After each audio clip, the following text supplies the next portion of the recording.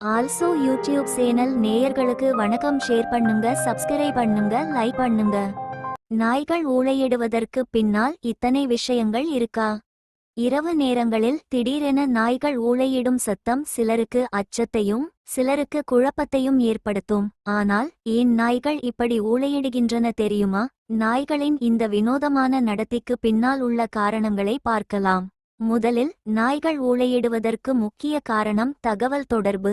தொலைவில் இருக்கும் மற்ற நாய்களுக்கு தங்கள் இருப்பிடத்தை அறிவிக்க இவை அவ்வாறு செய்கின்றன. இது ஓநாய்களின் நடத்தையிலிருந்து வந்த ஒரு பழக்கமாகும். ஓநாய்கள் கூட்டமாக வாழும் விலங்குகள். அவை தங்கள் கூட்டத்தின் எல்லைகளை பாதுகாக்கவும் மற்ற கூட்டங்களுடன் தொடர்பு கொள்ளவும் ஊளையிடுகின்றன. ஒரு வகையில் நாய்களும் ஓநாய் இனத்தைச் சேர்ந்தவை என்பதால் அதே முறையை பின்பற்றுகின்றன.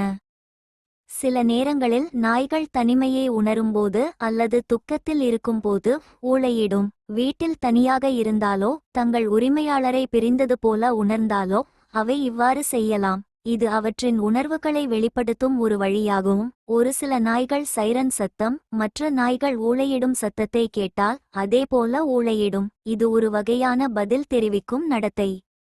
நாய்களுக்கு உடல்நல குறைபாடு ஏற்பட்டால் ஊளையிடும். வலி அல்லது அசௌகரியத்தை அவை உணரும்போது இவ்வாறு செய்வதாக சொல்லப்படுகிறது. நாய்கள் ஓநாய்களில் இருந்து தோன்றியவை என்பதால் பரிணாம வளர்ச்சியின் தாக்கம் நாய்களிடமும் உள்ளது. இதன் காரணமாகவே நாய்கள் ஊளையிடுகின்றன. சில ஆய்வுகளில் நாய்கள் ஊளையிடும்போது அவற்றின் மூளையில் சில குறிப்பிட்ட பகுதிகள் செயல்படுகின்றன என்பது கண்டறியப்பட்டுள்ளது. இது அவற்றின் முற்றிலும் வித்தியாசமான நடத்தையாகும். இரவில் நாய்கள் ஊளையிட்டால் அது அபசகுணம் என பலர் கருதுகின்றனர். இதன் காரணமாகவே இரவில் கத்தும் நாய்களை அனைவரும் துரத்துவார்கள். இது அமானுஷ்ய சக்தி வருகிறது என்பதற்கான அறிகுறி என்ற மூடநம்பிக்கைகளும் உள்ளன.